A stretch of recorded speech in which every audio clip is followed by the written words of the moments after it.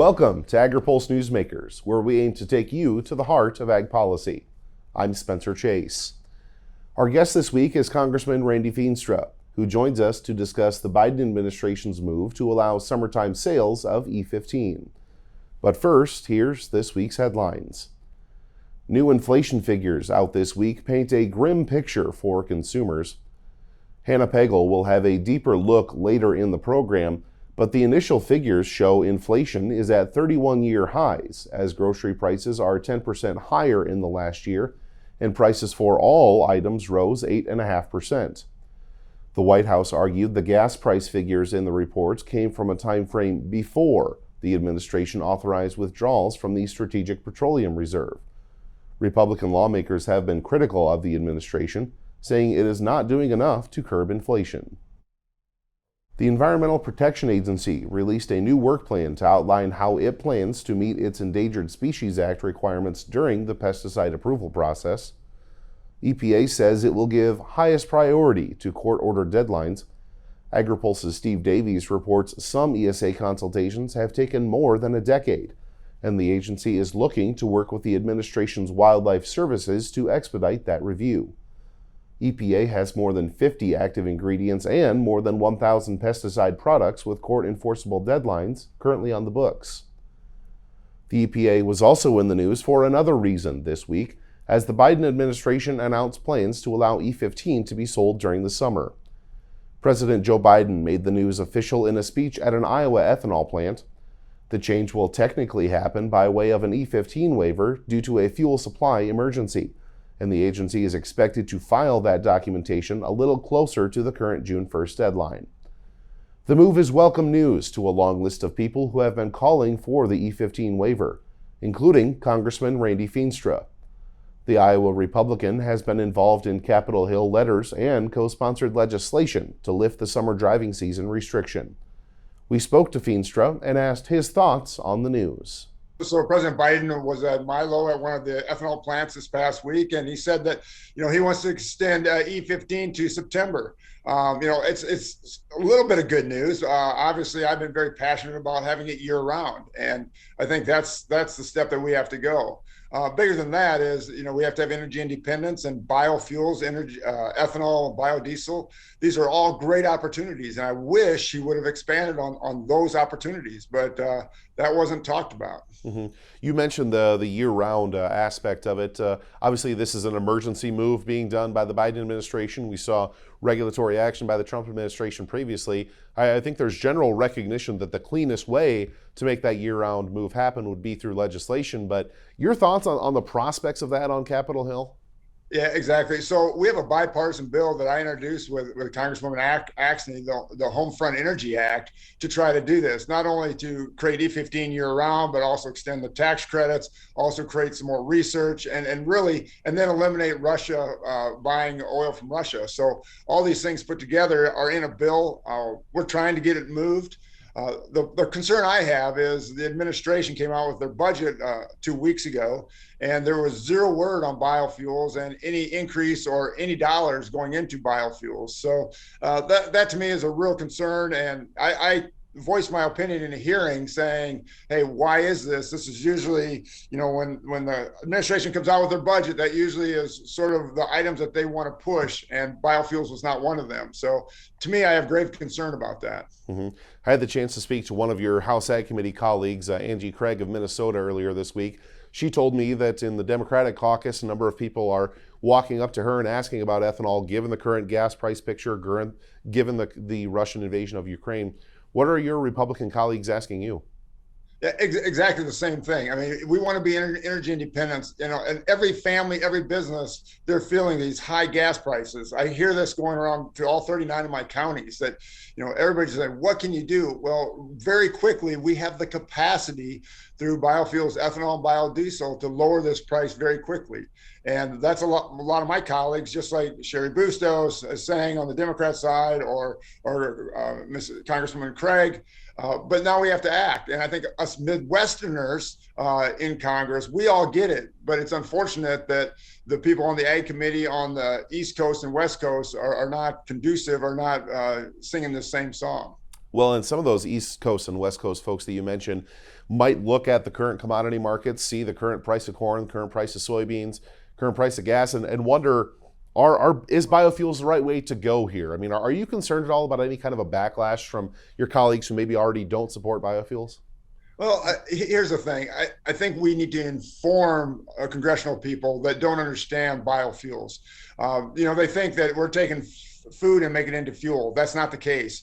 I mean, we have DDGs, so the protein that goes back that feeds our cattle. My in-laws, we feed it all back. It goes through the ethanol plant, then it comes back as DDGs. And so we're not taking our food and making it into energy. I mean, we're doing both. We're making sure that we have food for our animals and then creating energy. And that is getting missed in this whole discussion. And a lot of the people in the administration don't recognize how this all works. We'll be right back with more from Feenstra, including his thoughts on input prices and the waters of the U.S. rule, right after this. Regenerative poultry production is a process by which nature can actually recapture and restore the energy that is being taken out of a space. Farm Credit helped Rahi build his dream of regenerative poultry farming and encouraging fellow immigrants to find community in agriculture. Nothing beats a farm. I'm just pursuing happiness. Learn more at farmcredit.com/beginning. Welcome back. Producers across the country are gearing up for the upcoming planting season, and many are worried about the price and availability of some key inputs. Feenstra says farmers in his district are no exception. This is a very serious situation right now, especially when it comes to fertilizer and the different inputs, the cost of seeds and stuff like that. Now, everybody understands we have high commodity prices right now in corn and soybeans, wheat, and things like that, which is wonderful. But then you also can market those crops, and a lot of the farmers are marketing those crops ahead of time. The problem with that is that you also need to make sure that crop gets harvested to create your put that you had. And that's the worry right now is we have lack of moisture. So people are going to put in their crops, those increased input costs, but is there going to be a crop come September or October? And, when you start going on the commodity exchange markets and selling ahead, this is a grave concern for a lot of our farming community. Mm-hmm. But a lot of this is prices set by private companies. It's availability issues due to a wide range of supply chain issues. What levers are there for you in Congress, or maybe the Biden administration, the federal government writ large? What levers are there for you to pull on this? Exactly. Well, first of all, there's a lot of regulatory issues that have occurred that the fertilizer is not being made in America. I mean, we have Orascom in the southeast part of our state. That was built about 10 years ago. Well, we can build more fertilizer plants, but we got to reduce the regulatory environment. We have natural fertilizer in Northwest Iowa. We have hog and cattle manure and stuff like that. Those are great opportunities, but you have to expand the ability for others to create hog confinements and other things. And again, a lot of our regulatory issues, whether it be county, state, or federal level, has prevented this from occurring. So there's many things that we can do. And then also making sure that we can get product in. Right now, there's a real hiccup on the rail, trying to get product in from the rail. There's 20 to 30 days out on the rail. Usually it takes 3 to 5 days from port. And that's really hitting farmers right now. I've had a lot of farmers that say, hey, I just don't have the time because of the late plant date that's going to happen right now. I don't have the ability to put on the fertilizer. So I think there's a lot of farmers that are just going to go without for a year, which is also very concerning. Mm-hmm. So looking at one of those regulatory issues that you mentioned, that of course being the waters of the U.S. rule. We did hear from EPA Administrator Michael Regan at a Senate Environment and Public Works Committee hearing recently that the administration is full speed ahead on their rewrite, even as a Supreme Court case is brought concerning that subject. Your thoughts on just generally what the agency should consider as it approaches that rewrite? Yeah, this is a real concern. And we had a public hearing, or we had a roundtable with Director Regan about a week ago. And he brought that up, is that they're moving forward. The new rules should be out here in the next 7 to 10 days. But again, we pushed back and said, what's wrong with the current rules that we have? What's wrong with the rules that were set under the Trump administration? They're working.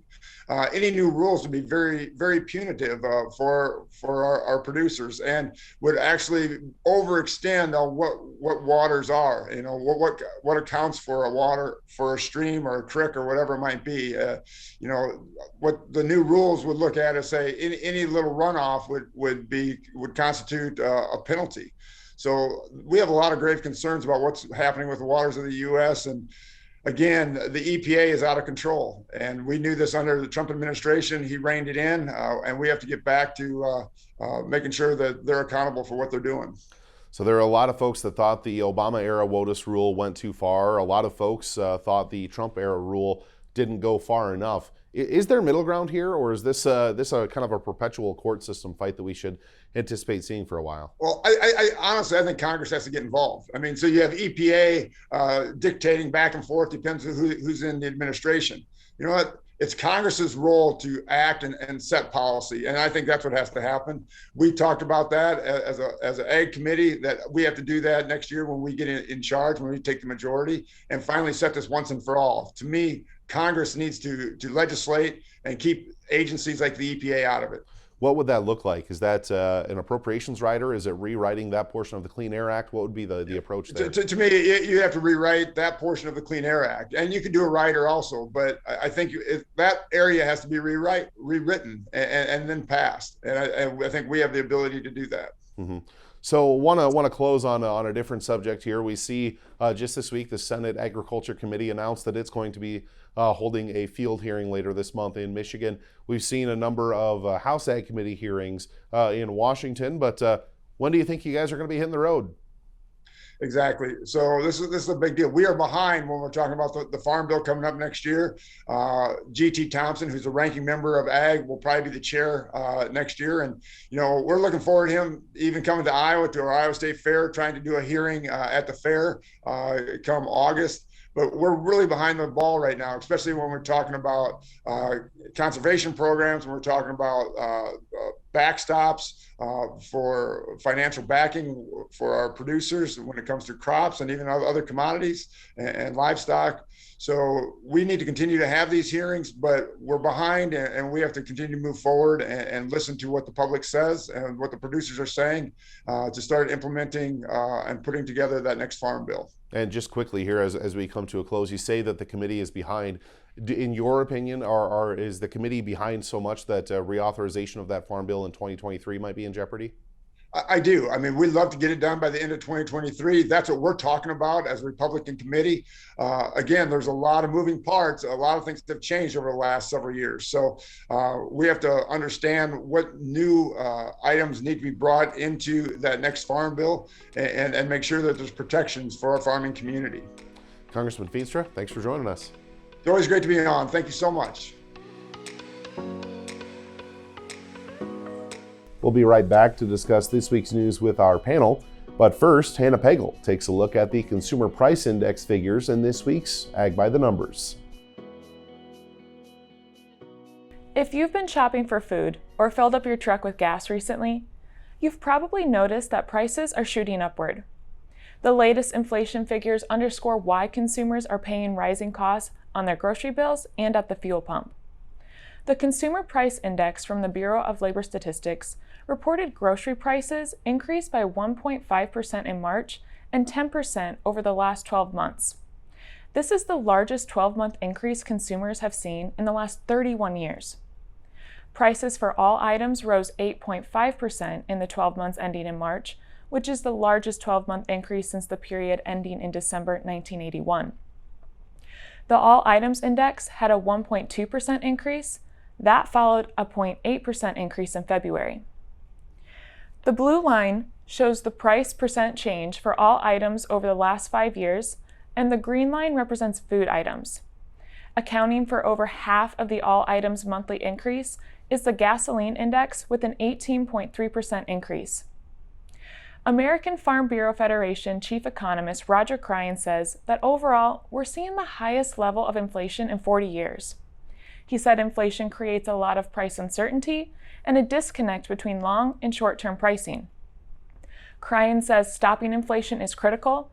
There may be some short-term pain to accomplishing this, but he says it will be nothing like the long-term pain if we don't. Steve Davies has more information on the CPI in his story on Agri-Pulse.com. For this week's Ag by the Numbers, I'm Hannah Pegel.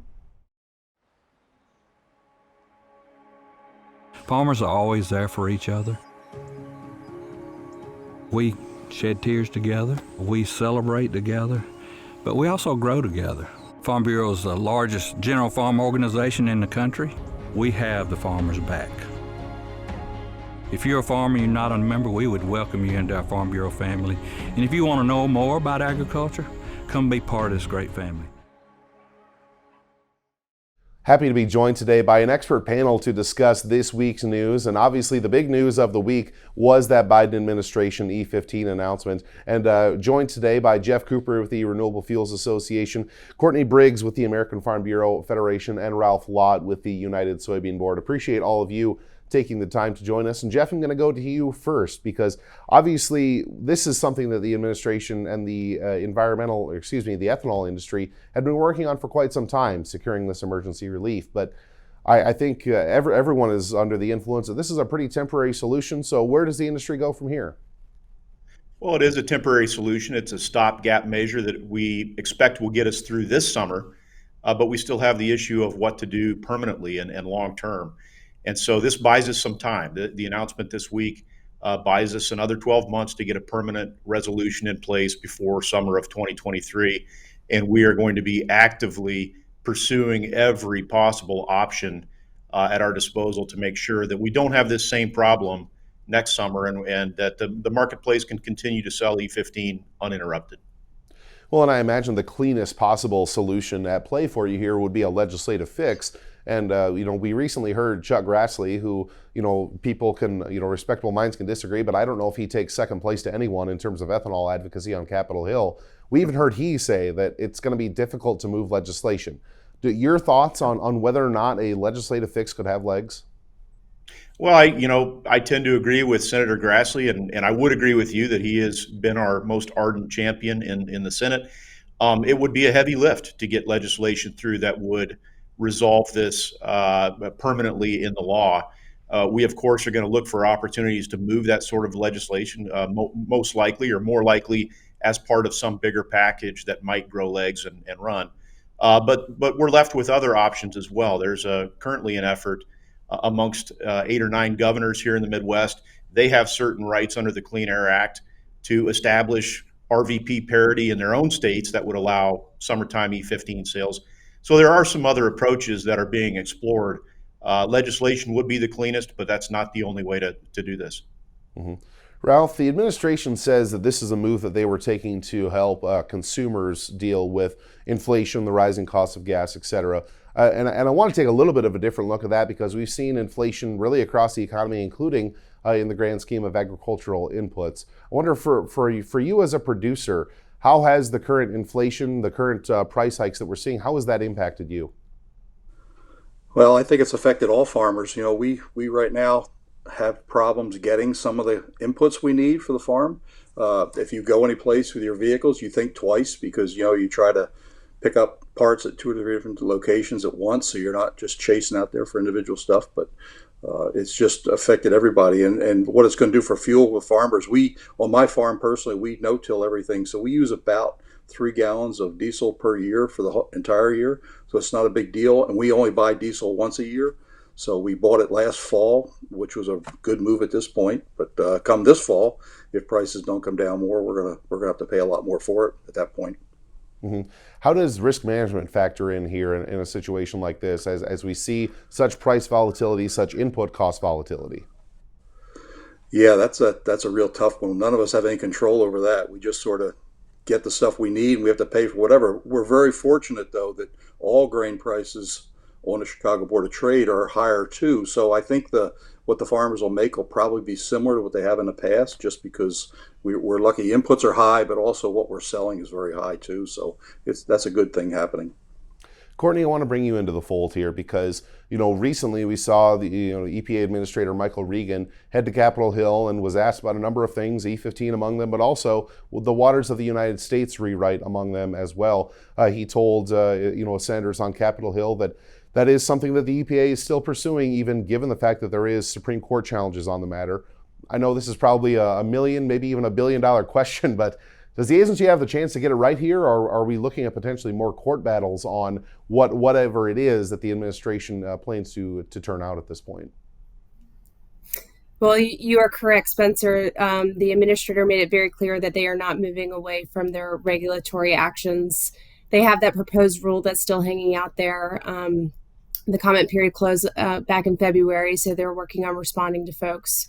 But the Sackett announcement with the Supreme Court announcing cert in that case has not derailed their efforts here. And, to us, it makes no sense for them to move forward with this when the roadmap needs to be handed down from the Supreme Court on this. So as we await for that Supreme Court decision, obviously the administration not sitting on its hands as we've discussed, but what impact do you think the Sackett arguments, the potential decision there from the court, what impact do you think that has on the general timeline of the agency's action? That's a really hard question to answer. I think that the agencies would like to have a rule in place before the Supreme Court hears oral arguments in October. But we certainly hope that the Sackett decision will provide that clarity, that certainty, that bright line of jurisdiction for the regulated community. We'll be right back with more from our panel right after this. Looking closer, seeing further. That's how we do it. At Curious Plot, we're driven to find what's next for agriculture, animal care, and food. We stay curious because that's what it takes to grow understanding. That's how we plot strategies and tell stories that get results time after time. Marketing, communications, and consulting that look closer and see further. Curious Plot.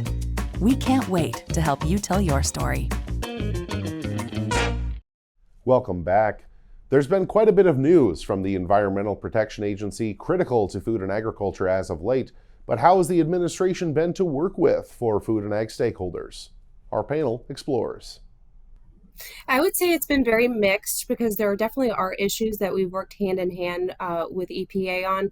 But on WOTUS specifically, that has been a source of frustration because there were promises made to the agricultural sector very early on in Administrator Regan's tenure at EPA.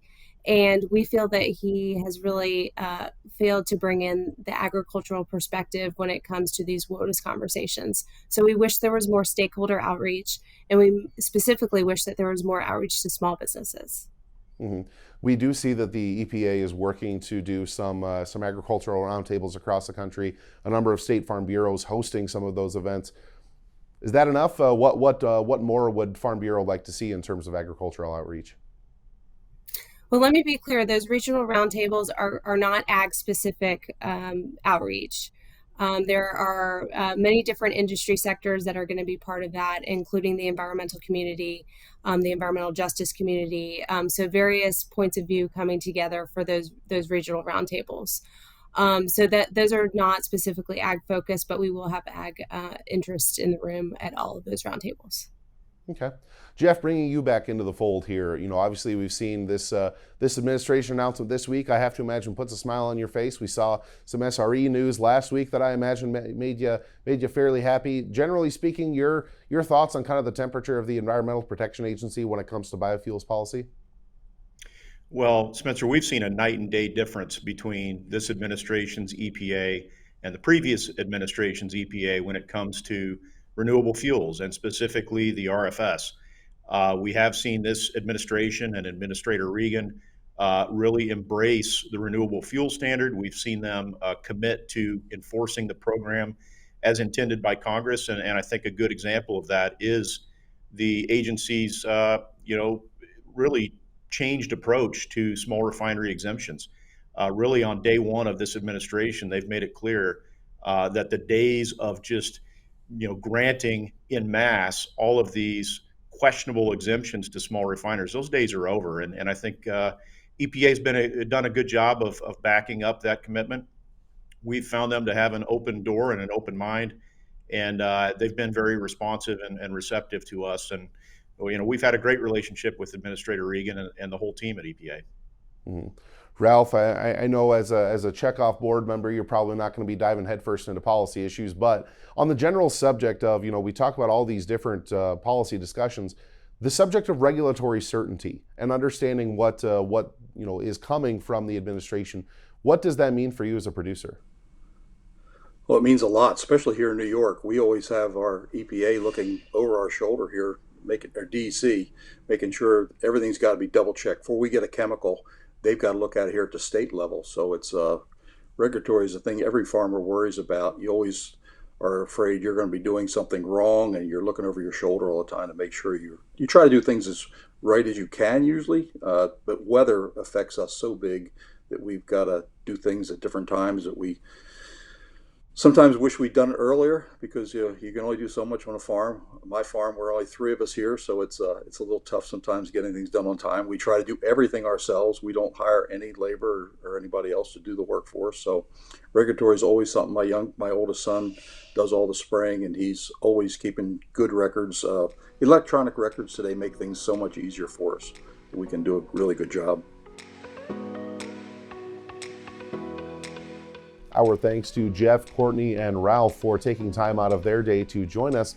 We'll be right back with more Agri-Pulse Newsmakers, but first, Hannah Pagel takes a look at a critical infrastructure battle pitting farm against fish.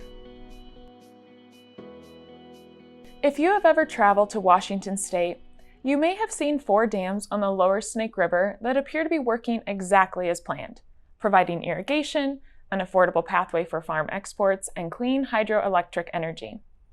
But if you listen to some tribal members, environmental groups, and fishermen, those dams need to go away. To fully understand why, let's take a look at each side of the debate. The Columbia and Snake River systems have long been a home for thousands of salmon, but over the course of the last century, salmon populations have declined by more than 90%. That's according to estimates from the Washington Department of Fish and Wildlife and the Oregon Department of Fish and Game. But these rivers also serve as a main source of transportation for trade routes for producers and shippers who use these waterways to move their products in and out of the Pacific Northwest, as well as by utility companies to provide electricity to the surrounding communities. When we take a look at this map, the Snake River is around the intersection of where Washington, Oregon, and Idaho meet. The 4 dams that are under the spotlight are Ice Harbor, Lower Monumental, Little Goose, and Lower Granite. All sides have a lot at stake. There's no guarantee that breaching these dams will be enough to reverse dwindling salmon numbers.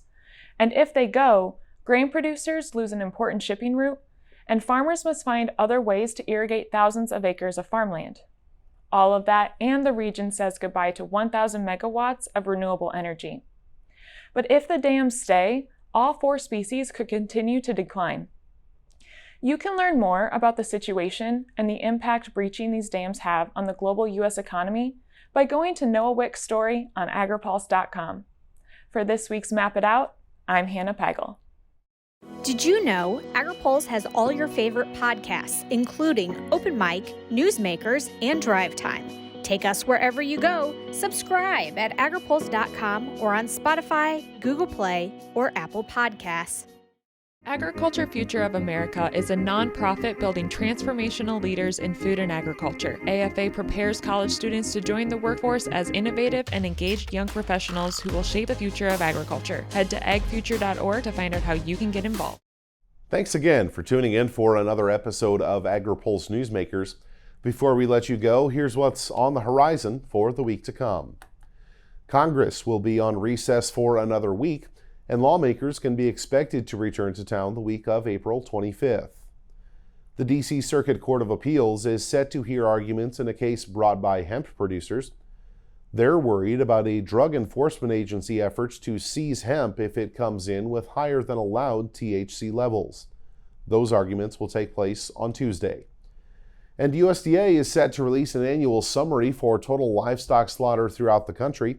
That report comes as the department is investing time and resources into processing capacity expansion. As always, stay tuned to agripulse.com for the latest developments in ag and food policy. For Agri-Pulse Newsmakers, I'm Spencer Chase. Have a good one. Newsmakers is a production of Agri-Pulse Communications. For more ag policy news, visit agripulse.com. You can also find our new content on YouTube and wherever you get your podcasts. Don't forget to follow Agri-Pulse and our correspondents on social media to get breaking news and more.